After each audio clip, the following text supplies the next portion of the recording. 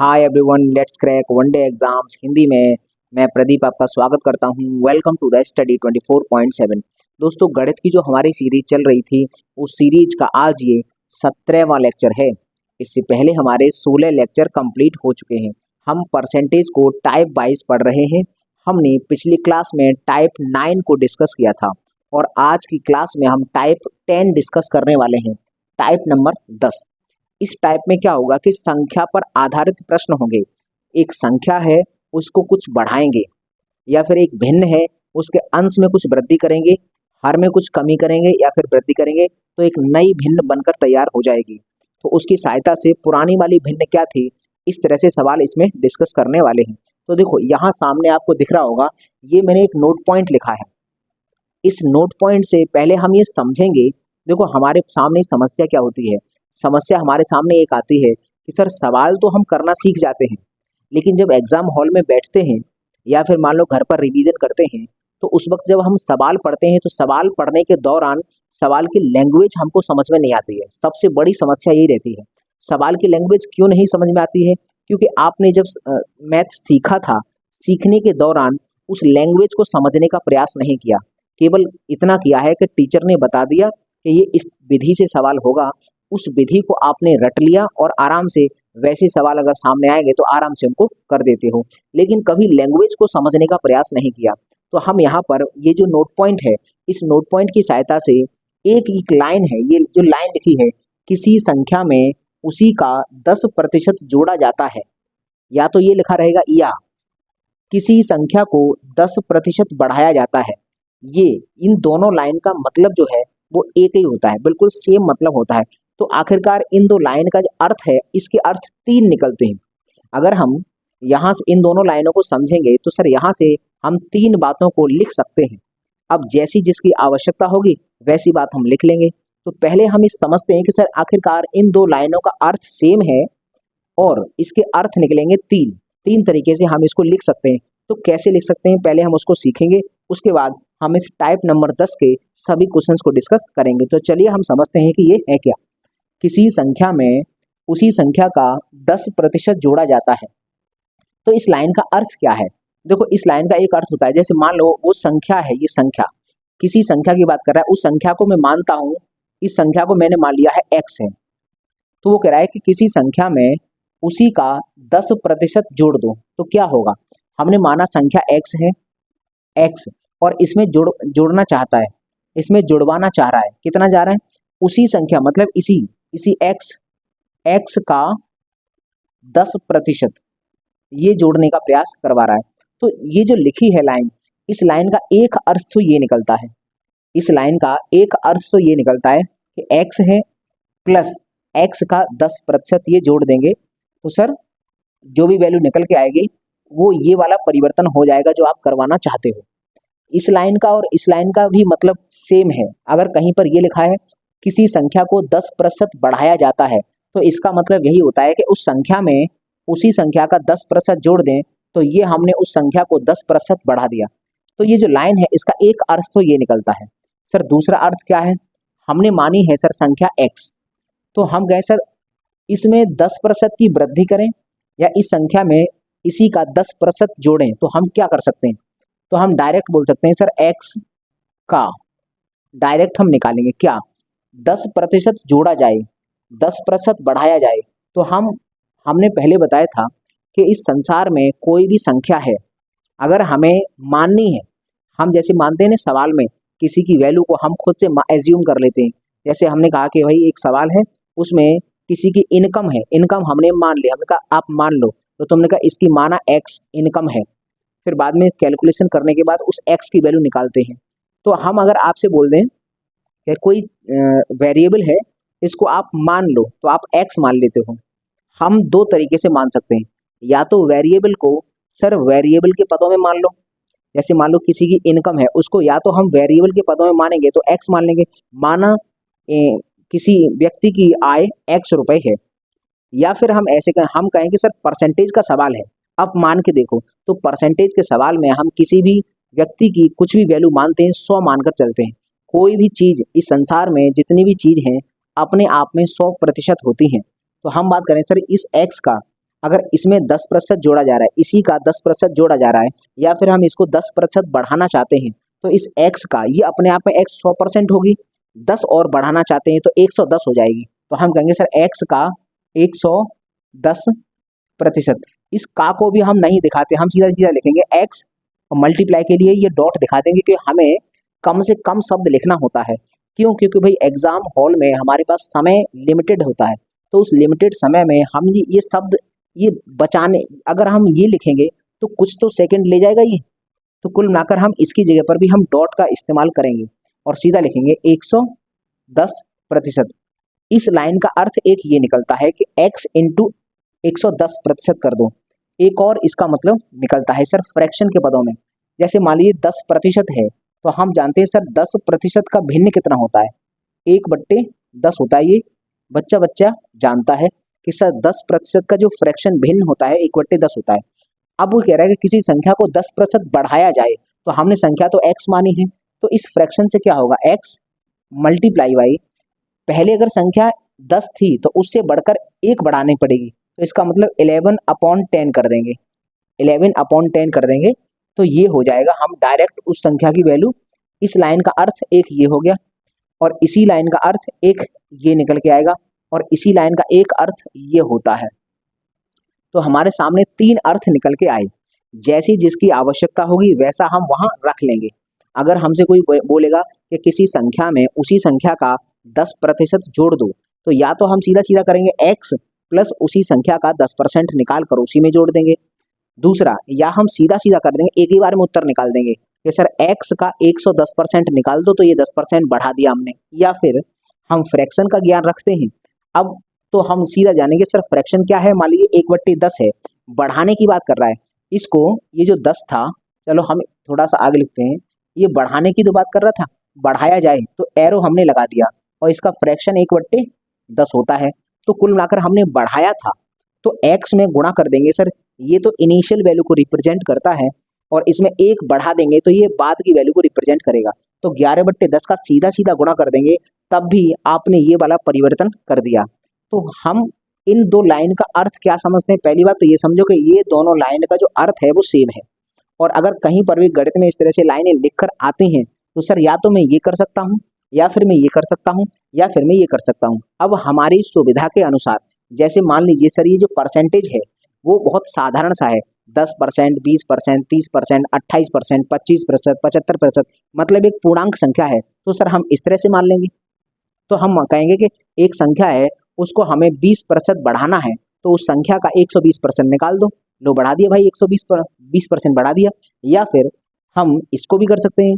अब हमारे पास यदि साधारण परसेंटेज नहीं है, परसेंटेज ऐसा है कुछ, उसने कहा कि हमने एक संख्या को ये बढ़ाया है 37.1/2% बढ़ाया है, 37.5% बढ़ाया है, तो हम कहेंगे सर ये इस वाले में अगर ऐसा कोई परसेंटेज आ जाए, तो सर ये वाला मेथड अगर हम करेंगे तो थोड़ा सा कठिन हमको लग जाए, तो हम इससे बढ़िया पता है क्या करेंगे, इससे बढ़िया हम ये कर लेंगे, इसको अगर ऐसा परसेंटेज आएगा थोड़ा सा अजीब टाइप का आएगा, तो हम उसको फिर इस तरह से कर लेंगे। तो मैंने ये तीनों आपको बताए हैं, क्यों बताए हैं, ये इसलिए बताए हैं ताकि सर जैसी हमको आवश्यकता पड़ेगी वैसा हम इस्तेमाल कर लेंगे। कभी कभी ऐसा परसेंटेज आएगा तो फिर हम वैल्यू को बढ़ाएंगे या फिर घटाएंगे, तो इस तरह से घटा, मतलब फ्रैक्शन की सहायता से घटा लेंगे या बढ़ा लेंगे।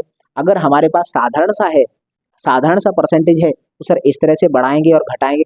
देखो बढ़ा भी सकते हैं, घटा भी सकते हैं। तो एक में, अब यहाँ से अगर मैंने आपको बता दिया, इन लाइन का अगर आप अर्थ समझ गए, ये 3 है, जैसी जिसकी आवश्यकता पड़ेगी वैसा हम इसका इस्तेमाल करेंगे। तो अब यहाँ पर एक क्वेश्चन मैं आपसे पूछता हूँ, जैसे मान लीजिए 240 को 10% बढ़ाओ बढ़ाओ। हम कहते हैं कि सर 240 को 10% बढ़ाना है, तो एक ही बार में उत्तर निकाल दें, एक ही बार में निकालेंगे। सर 240 10% बढ़ाने की बात कर रहा है, देखो अभी एकदम पूर्णांक है, तो सर 100 से 10 बढ़ा देंगे तो 110% हो जाएगा, 110%। अगर ये सॉल्व कर लिया जाएगा तो आपका इस सवाल का जवाब हो जाएगा। अगर हम बात करते हैं, अगला क्वेश्चन यहाँ पर एक देते हैं कि मान लीजिए 500 को 20% कम करो कम करो कम करो, या 500 को 20% घटा दो। तो हम क्या करेंगे, 20% कम करने की बात कर रहा है, तो सर 500 गुणा, अपने आप में ये 100% होगा, हर एक वैल्यू अपने आप में 100% होते, 20 घटाना चाहते हैं तो 100 में से सीधा 20 घटाओ, कितना बचा 80%। तो हम इसको अगर सॉल्व कर लेंगे तो आप इस सवाल का जवाब देने में सक्षम हो जाएंगे। अगर हम बात करते हैं सर एग्जाम्पल, अगला क्वेश्चन बोलते हैं, जैसे हमने कहा कि हमारे पास एक संख्या है 800 को 37 सही 1/2% घटाओ, ये हमने पूछा, इसको इतना कम करो।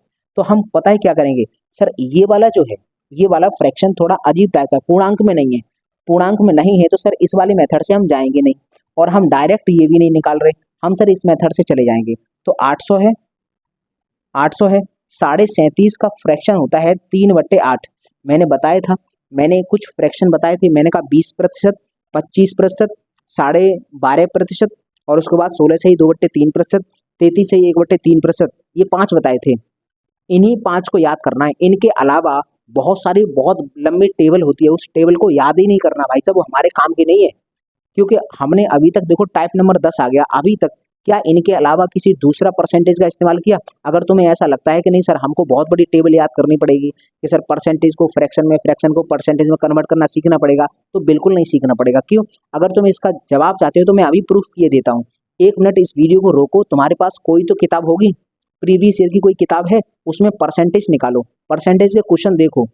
10, अब देखो मैं बताऊं कौन से परसेंटेज उसमें मिलेंगे तुम्हें, 10%, 20%, 25%, 75% मिलेगा, 16 सही 2/3% मिलेगा, 33 से 1/3% मिलेगा। सर इनके अलावा कुछ नहीं मिलने वाला, इनके अलावा कुछ नहीं मिलेगा। अब हाँ तुम कहोगे सर ये 1/8 जो है वो 12.5% होता है, तो 12.5% के साथ साथ मैंने इसके 3 भाई और बताए थे कि 37.5%, 62.5 और 87, और 33 से 1/3% के साथ एक और बताया था 66 से 2/3, 2/3 का होता है। बस इनके अलावा हमें कुछ भी, ना तो फ्रैक्शन ना परसेंटेज, कुछ नहीं याद करना। फिर वहां पर साधारण नियम लगेगा। हम टाइप नंबर 10 तक आ गए हैं, लेकिन हमने आपको ना तो बताया है और ना ही हमने इस्तेमाल किया है, और मैं हर एक सवाल एग्जाम का ही कराता हूँ, मैं फालतू का कोई क्वेश्चन नहीं कराता, वही क्वेश्चन कराता हूँ मैं जो एग्जाम में आ चुका है। तो इस बात का भरोसा रखो, फालतू की वो टेबल होती है ना, बहुत बड़ी टेबल, कि सर इसका फ्रैक्शन ये है और इसका परसेंटेज ये है, मतलब बहुत सारी बड़ी लंबी टेबल है, उस टेबल को याद नहीं करना, वो हमारे काम की नहीं है। अगर वो याद करने बैठ गए तो ना तो तुमसे याद होगी, फालतू का एक प्रेशर और क्रिएट कर लोगे अपने ऊपर, गढ़ से भागने का प्रयास करोगे, तो वो काम मत करो। तो कुल मिलाकर हम बात करते हैं सर, ये हमने ये बताया था, इसको तो याद कर लेना, 37.5 का 3/8 होता है। तो हम डायरेक्ट करेंगे, ये घटाने की बात कर रहा है, इतना घटाने की बात कर रहा है, एरो डाउन है, तो 8 में से 3 कम करके कितना होगा 5, और नीचे कर देंगे 8, इतना निकाल देंगे, तो जो आप कहना चाहते हो वो परिवर्तन कर दिया हमने। ये परसेंटेज देखा सर, ये पूर्णांक तो है नहीं, तो सर ये वाला मेथड से मैं नहीं जाऊंगा। अगर पूर्णांक नहीं है तो सर इसका फ्रैक्शन आता होगा मुझे, फ्रैक्शन 3/8 होता है। घटाने की बात कर रहा है, जोड़ने की बात करता तो 8 में 3 जोड़कर ऊपर रखता, फिर नीचे तो 8 आएंगे आएंगे। घटाने की बात करता तो 8 में से 3 घटाकर ऊपर रखूंगा, नीचे तो 8 आएगा ही आएगा। एक सवाल और हम आपसे करवाते हैं, जैसे मान लीजिए यहाँ पर है 700, 700 को 700 को यहाँ पर 25% कम करो, कम करो, 25% कम करवाने का प्रयास कर रहे हैं, तो हम पता है डायरेक्ट लिख देंगे 700 मल्टीप्लाई बाई 25% कम करने की बात करते हैं। ये जो 700 है ना, खुद में अपने आप में ये 100% है, लेकिन 25% कम करेंगे तो सर 75 बचेगा, तो हम कहेंगे सर ये 75% खुद का बचेगा, इसको सॉल्व कर देंगे आंसर आ जाएगा। या फिर आपका इसका फ्रैक्शन रख सकते, फ्रैक्शन देख सकते हैं, हम डायरेक्ट करें सर फ्रैक्शन वाले मेथड से, 700 गुणा 25% का फ्रैक्शन 1/4 होता है, ये कम करने की बात कर रहा है, तो 4 से 1 कम करके ऊपर रखो और नीचे 4 रखो, या तो इसको सॉल्व कर लो, इसको सॉल्व करो या इसको सॉल्व करो, एक ही बात होती है। तो अब मैं उम्मीद करता हूं कि आपको ये जो लाइन है, इस लाइन का अर्थ समझ में आ गया होगा। इस लाइन को कन्वर्ट कर सकता हूं 3 रूप में, एक ऐसे, एक ऐसे और एक ऐसे। सवाल में जिस रूप में इस्तेमाल करवाएगा, सवाल में जैसी रिक्वायरमेंट होगी वैसे हम इसको बदल लेंगे। तो पहले एक काम करिए, आप इसका स्क्रीनशॉट लीजिए, उसके बाद में back to back type number 10 के सवाल लेकर आऊंगा, वो सवाल जो एग्जाम में पूछे जाते हैं बार बार। तो चलिए पहले आप इसका स्क्रीनशॉट लीजिए। तो चलिए हम इन सवालों को देख लेते हैं। देखो क्वेश्चन नंबर 1, ये क्या है, किसी ड्रम में 250 लीटर मिट्टी का तेल है, 5% तेल रिस कर बाहर गिर जाता है, तो ड्रम में अब कितने प्रतिशत तेल शेष है? देखो यहाँ लिखा क्या है, कितने प्रतिशत तेल शेष है, परसेंटेज में वैल्यू उसकी पूछी है। तो हम क्या करेंगे कि देखो 5% खत्म हो गया है, रिस कर बाहर चला गया, तो कोई भी वैल्यू अपने आप में 100% होती है, तो 100% होती है, उसमें से 5% खत्म हो चुका है, तो सर 95 बचेगा। तो इस सवाल का जवाब तो डायरेक्ट सर ये होगा। तुम कहोगे सर इतना आसान सवाल आपने लिखा क्यों है? पहली बात तो ये है कि ये एग्जाम में आया है, दूसरी बात ये है कि सर इस सवाल को लिखने के पीछे मेरा एक उद्देश्य है। मेरा उद्देश्य ये है कि इस सवाल से तुम सीखोगे कि सवाल को अंत तक पढ़ना है, सवाल को अंत तक धैर्य से आराम से पढ़ना है, आखिरकार इसमें क्या पूछा है, आराम से तसल्ली से इसको पढ़ें। अब इसमें होगा क्या, बहुत से छात्र क्या करेंगे, डायरेक्ट इसको अधूरा पढ़ेंगे, तो सीधा सीधा 5% ऑफ 250 लीटर, 250 लीटर का 5% निकाल देंगे, कोई कोई इसका 95% निकाल देगा, तो वो तो निकालना ही नहीं है। इसका मतलब है कि इस सवाल को ध्यान से पहले पढ़ो। मैंने इस सवाल को लिखने के पीछे केवल एक बात बताना चाहता हूँ, सवाल को ध्यान से पढ़ो, आसान आराम से तसल्ली से, उसके बाद हम उसका आराम से जवाब देंगे। तो चलो अगला क्वेश्चन देखते हैं, ये वाला। वह धन ज्ञात कीजिए जिसे 15% बढ़ाने पर 19,320 रुपये प्राप्त हो जाता है। अगर हम एक धन है उसको 15% बढ़ा दें तो हमें 19,320 प्राप्त हो जाता है। तो एक बात बताओ, अगर हम धन को 15% बढ़ाएंगे तो उस धन का, हम धन को मानते हैं x है, अगर 15% बढ़ाएंगे तो क्या 115% होगा? बराबर में कितना है, 19,320 है। तो अगर हम बात करते हैं सर ये परसेंटेज का साइन है, ये हटेगा, बट्टे में 100 आ जाएगा, वो 100 जाएगा, इधर 2 जीरो बढ़ा देगा।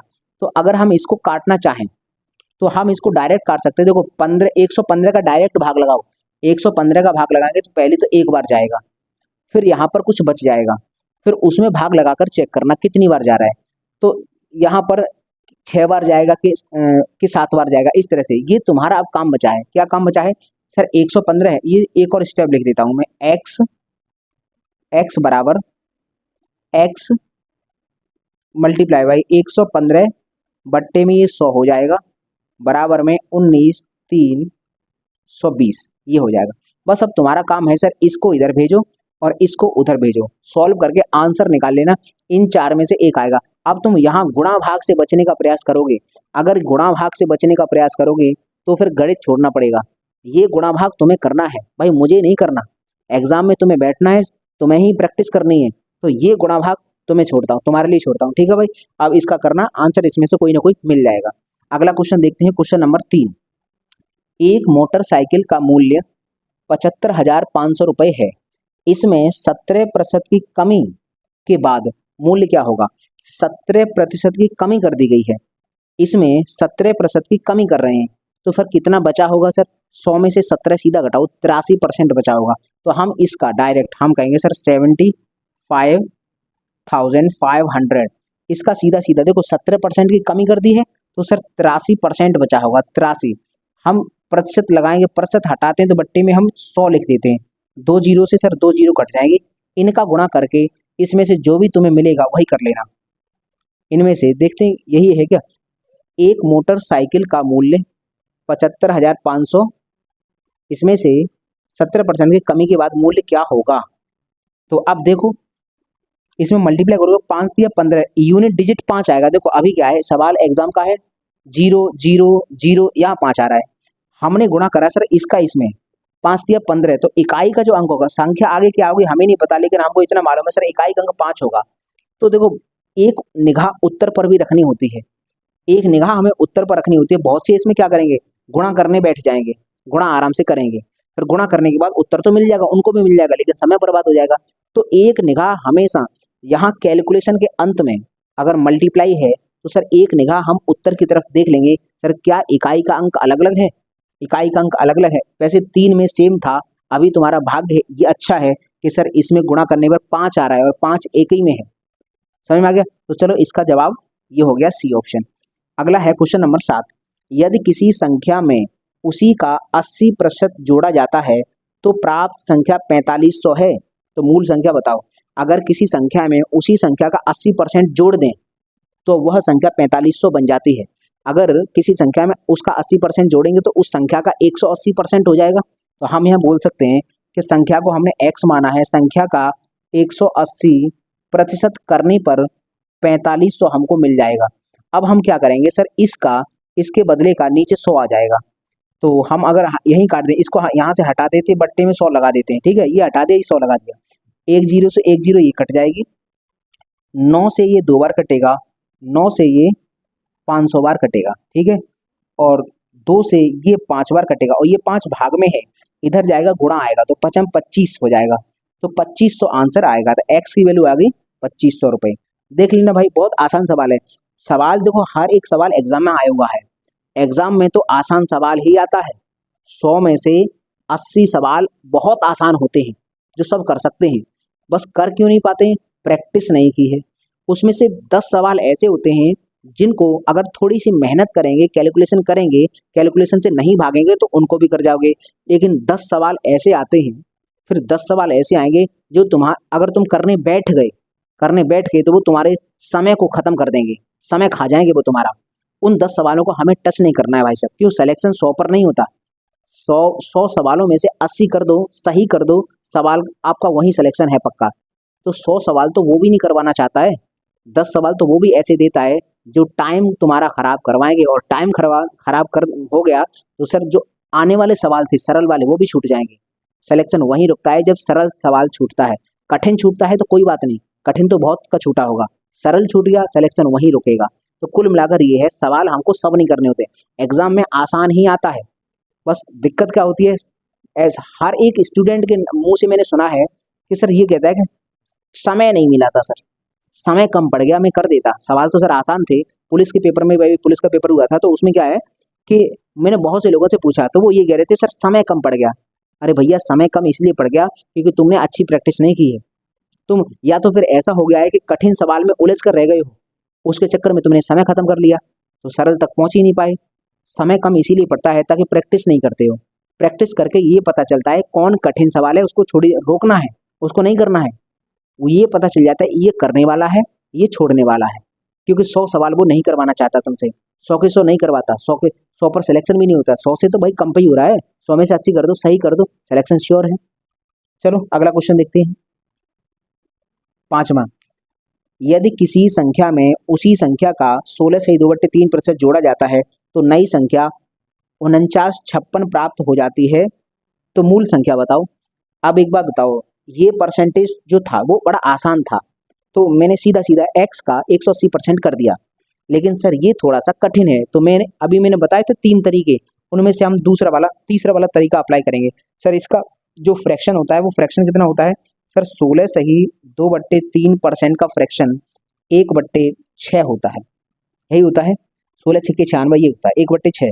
तो हम कहें सर ये जोड़ा जा रहा है, तो जब जोड़ा जाएगा, ये जोड़ा जा रहा है तो 6 में जोड़ के 7/6 हो जाएगा, 7/6 किया जाएगा किसका, उसका 49 56, इसका 7/6 करना, जो भी आंसर आएगा आप समझ कर लेना। पहले यह देखो 6 का भाग लगाना लगेगा जरूर, पता है क्यों, क्योंकि हमारे उत्तर देखें सर, उत्तर एग्जैक्ट वैल्यू है, तो इसमें 6 का भाग लगाना, 7 का गुणा करना, जो भी तुम्हारा आएगा वो इसमें टिक लगाना।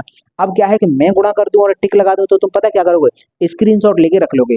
और देखो मैं ह्यूमन नेचर बहुत अच्छे से समझता हूँ, मैंने भी थोड़ी बहुत साइकोलॉजी पढ़ी है। ह्यूमन नेचर पता क्या है, हम करते क्या है, स्क्रीनशॉट ले लेके मेमोरी भर लेते हैं, लेकिन इस बात की गारंटी है उन स्क्रीनशॉट को कोई नहीं पढ़ता, बस स्क्रीनशॉट जो पेंडिंग में बढ़ते जाते हैं, और जैसे ही 4-5 हजार हुए उसके दिन एक दिन आते हैं, बैठते हैं, सब डिलीट कर देते हैं। स्क्रीनशॉट लेके रख कर आज तक ऐसा कोई छात्र मुझे नहीं मिला है जिसने ये मुझे बताया है कि सर मैंने स्क्रीनशॉट लेकर इनको पढ़ा था। स्क्रीनशॉट लेके सब रख लेते हैं लेकिन पढ़ता कोई नहीं है, यही रियलिटी है, यही वास्तविकता है। तो स्क्रीनशॉट लेके रखना ही मत, स्क्रीनशॉट लेकर सवाल नोट कर लेना। तुमने अगर पढ़कर लिख लिया है तो वो तुम्हारे काम आएगा, उसका तुम रिवीजन कर जाओगे, लेकिन स्क्रीनशॉट दोबारा देखने बहुत बोरियत लगती है, कोई नहीं देखता, तुम ही नहीं देखोगे। स्क्रीनशॉट लेके रख लेना, इस बात की गारंटी है दोबारा इसको पलट कर नहीं देखोगे, कोई नहीं देखता। तो इसीलिए इसका नोट्स साथ का साथ बनाते रहना और अपनी प्रैक्टिस करते रहना। तो चलिए इस सवाल का जो जवाब है तुम खुद खोजना। अब थोड़ी बहुत कैलकुलेशन है, ये कैलकुलेशन करना स्टार्ट करो, अभी से करोगे तभी तुम परिपक्व हो पाओगे। तो कोई नहीं, आप इसका स्क्रीनशॉट लीजिए, उसके बाद मैं इससे आगे सवाल करता हूँ।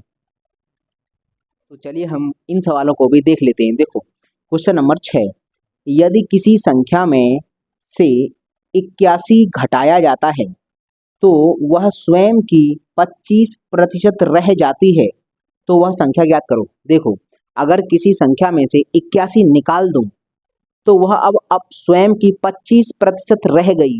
इसका मतलब क्या है? 75% घट गई। अगर किसी संख्या में से 81 निकाला है तो वह अपने आप की 25% बची है, इसका मतलब 75% घट गई है। तो हम डायरेक्ट बोल सकते हैं कि सर 75%, संख्या के 75% का मान 81 होगा। तो हम डायरेक्ट इस बात को लिख देंगे। सर देखो, संख्या हम मानते हैं x, उसका 75% ये बराबर होगा 81 के। क्यों? क्योंकि 25% रह गई है।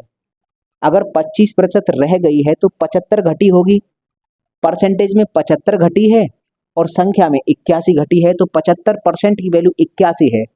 तो हम x की वैल्यू निकाल सकते हैं। सर 75, ये परसेंटेज का चिन्ह हटाएंगे तो बट्टे में 100, 25 से ये 3 बार काटेंगे, 25 से ये 4 बार, 3 का भाग अगर इधर लगाएंगे तो 27 आएगा, और 7 चौक 28 की 8 आएगा पीछे, 4 दूनी 8 हो तो 10, 108 आंसर आएगा।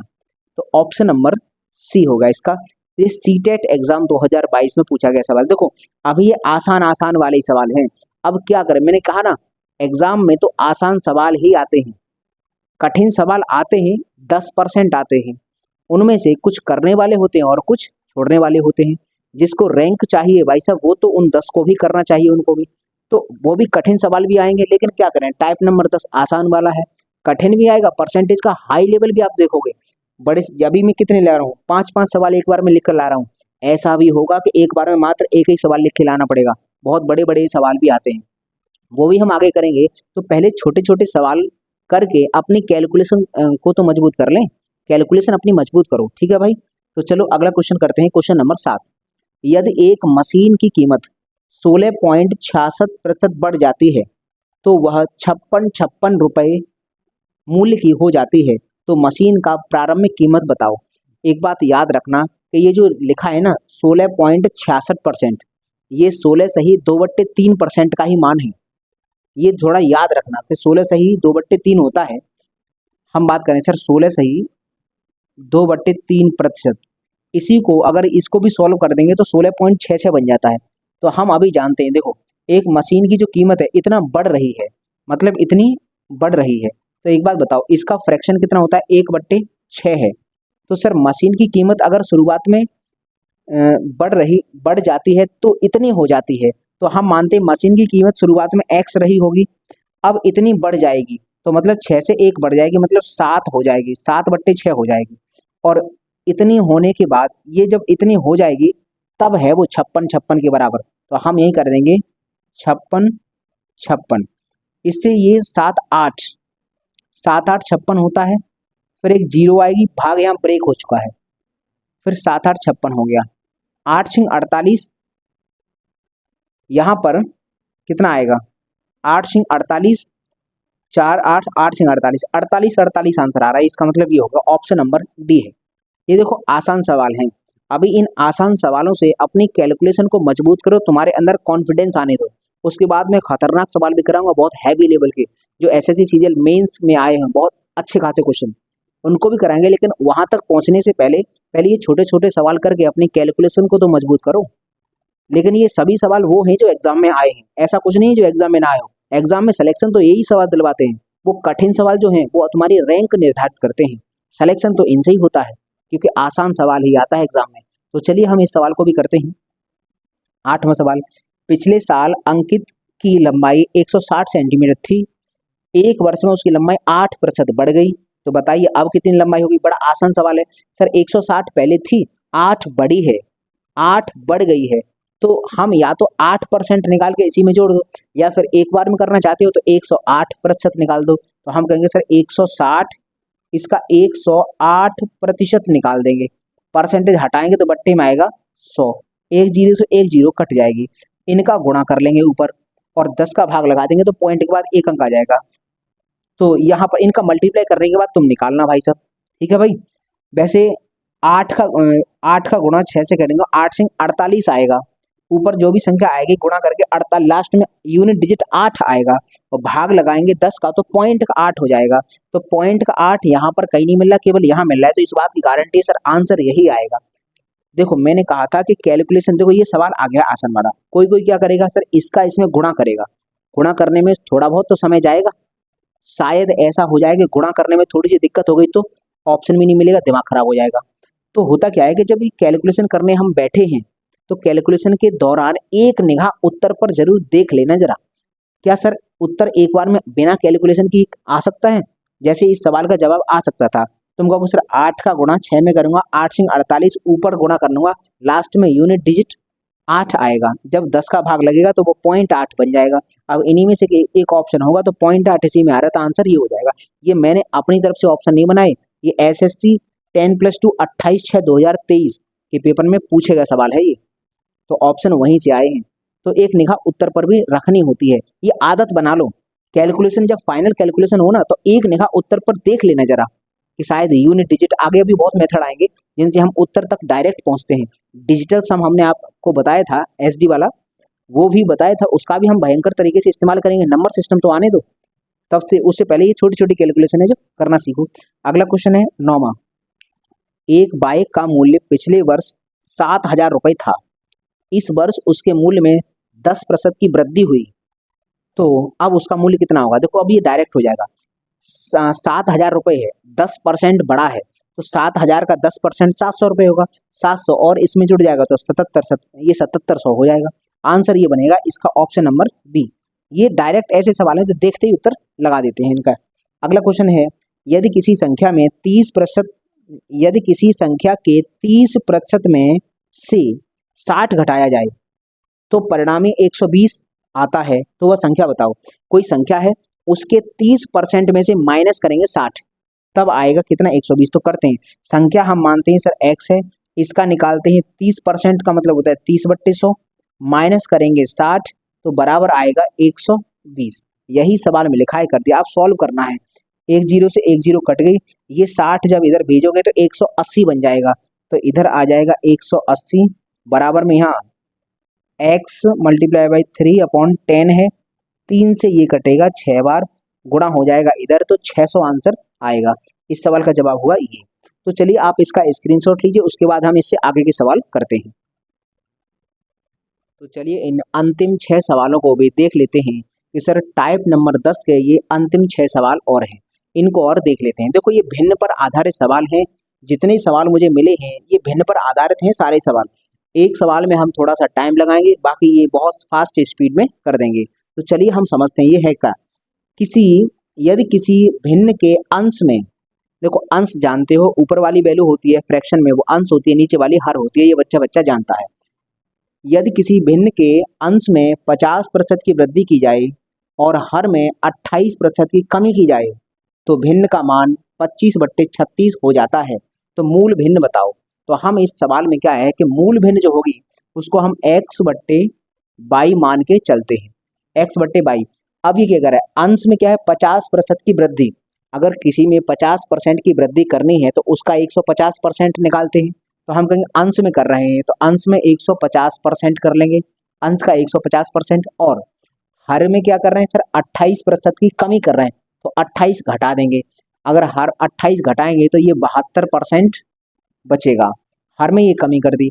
इतना करने के बाद भिन्न कितनी प्राप्त हुई है? 25/36, तो हम यहाँ लिखेंगे सर 25/36। तो वह मूल भिन्न बताइए, मूल भिन्न मतलब x/y का मान बताइए। तो देखो परसेंटेज से परसेंटेज कट जाएगा, 25 से अगर काटना चाहेंगे तो 25 से ये 6 बार कटता है, अब 6 से ये कट जाता है, कितनी बार कटेगा सर?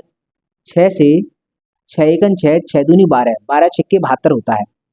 अब ये जो 12 है, 12 चला जाएगा ऊपर, या फिर ऐसा करो 12 से ये कितनी बार कटेगा? 12 तिया 36, 12 तिया 36, सब कुछ कट गया है सर, यहाँ कुछ नहीं तो 1 बचा होगा, तो x/y की वैल्यू आ गई 1/3। तो कितना आंसर आ गया सर? 1/3। हमेशा ऐसे सवालों में अंश में जो परिवर्तन किया है वो अंश में कर दो और हर में जो परिवर्तन किया है वो हर में कर दो, परसेंटेज से परसेंटेज हमेशा कटेगा, बस कैलकुलेशन करने के बाद आप आंसर निकालिए। तो चलो हम अगला क्वेश्चन करते हैं। किसी भिन्न के अंश में 60% की वृद्धि, तो हम भिन्न को x/y मानते हैं, 60% बढ़ाया है, इसका मतलब 160% हो जाएगा भिन्न का। और हर में 40% की वृद्धि, हर में भी वृद्धि कर रहे हैं 40%, तो ये 40% बढ़ाएंगे तो 140% हो जाएगा। अब इतना करने के बाद हमको परिणामी भिन्न 16/63 प्राप्त हुई। कितना? 16/63 हमको भिन्न प्राप्त हुई है। तो बताइए मूल भिन्न मतलब x/y की वैल्यू बतानी है। ये परसेंटेज से परसेंटेज हमेशा कटेगा, 0 से 0 कट जाएगा, 16 से ये 16 कट गया, ये 14 ऊपर पहुंचेगा। तो हम कहेंगे सर x/y बराबर 14 ऊपर आएगा और ये 63 नीचे आ गया। हम अगर काटना चाहते तो 7 से काट देते, 7 से ये 2 बार कटा और 7 से ये 9 बार कट गया, तो 2/9 आएगा। हमारे ऑप्शन है ऑप्शन नंबर ए। ऐसा ही सवाल ये है, करो देखो, एक भिन्न के अंश में 12% की वृद्धि और हर में 8% की कमी, तो हम भिन्न को मानेंगे x/y। अंश में 12% की वृद्धि मतलब 112% और हर में 8% की कमी, तो इसका मतलब 92%, 100 में से घटा देते हैं। तो भिन्न कितनी प्राप्त हुई है? 16/17। इसको सॉल्व करो, तो सॉल्व करने के बाद देखो परसेंटेज से परसेंटेज कट जाएगा, 12 इधर पहुंचेगा और 92 उधर पहुंचेगा, 112 जो नीचे आ जाएगा और 92 उधर।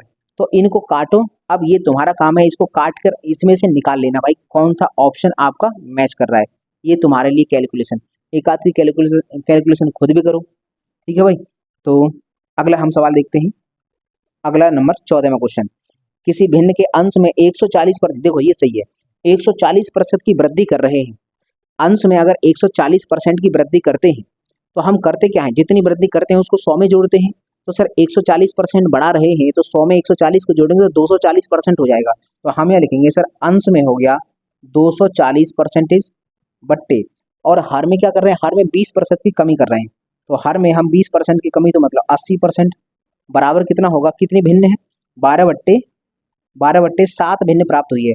देखो परसेंटेज से परसेंटेज कटेगा, 0 से 0 कटेंगे, 8 से ये 3 बार कटेगा, 3 से ये 4 बार कटेगा, तो 4/7 आंसर आएगा। 4/7 आंसर आ रहा है भाई। 140% की वृद्धि और हर में 20% की कमी की जाती है। तो ये हो गया 0 से 0, 8 से 3 बार कटा, 3 से ये 4/7 आएगा। तो गलती हमसे गलती हो गई होगी भाई साहब, यहाँ ये 4/9 है ना, यहाँ 4/7 होगा, ये मुझे गलती से हो गया होगा। क्वेश्चन नंबर 14, एक मिनट देखना, क्वेश्चन नंबर 14, 4/7 है भाई, 4/7 है, गलती से मुझे 9 हो गया, यहाँ पर 9 लिख गया था, 4/7 ही है। तो देख लो, ये 8 से 8 या 24 और ये 12, तो ये हो गया सर 12/7 और इस तरह से भिन्न आंसर हमारा निकल आया सर। अगला क्वेश्चन है ये वाला 15वां क्वेश्चन, अंश में 25% की वृद्धि, देखो ये डायरेक्ट लिख दिया है, मैंने डायरेक्ट लिख दिया है, अब पूरी भाषा लिखता सेम ऐसी भाषा है। अंश में 25% की वृद्धि है और हर में 31 से 1/4% की वृद्धि है, दोनों जगह वृद्धि है। अंश में 25% है तो 125% हो जाएगा, और हर में देखो 31, इसका मल्टीप्लाई करो, 31 का गुणा 4 में करेंगे तो 4 × 4, 4 × 12, 125/400 हो जाएगा। तो हम कहेंगे 125%, 125/400 निकलेगा ना, 125/400, इसको हम 100 में जोड़ देंगे तो कितना आ जाएगा, 100 में जोड़ देंगे। इसका पहले फ्रैक्शन निकाल लेते हैं, फ्रैक्शन इनका भी फ्रैक्शन रख लेंगे, इसका भी फ्रैक्शन रख लेंगे। देखो इसका फ्रैक्शन रखते हैं, 125% का फ्रैक्शन क्या होगा, 125% का फ्रैक्शन होगा 125/100, और काट लेंगे ये 5 बार, ये 4 बार, तो 5/4, 5/4 हम ऊपर रख लेंगे, और ये जो है 31 है, ये 125/400 हो जाएगा, 125/400। पहले इसमें 400 और जुड़ेगा तो ये 525 हो जाएगा, 525/400, इसको काट लेंगे, 25 दूनी 50, 25 × 25, और 25 से 16 बार कटेगा तो 21/16 यहाँ आ जाएगा, 21/16 यहाँ आ जाएगा। हमने क्या किया है कि ये जो 25% की वृद्धि है, 25% की वृद्धि का मतलब है 125%, तो 125% का फ्रैक्शन ये रख दिया है।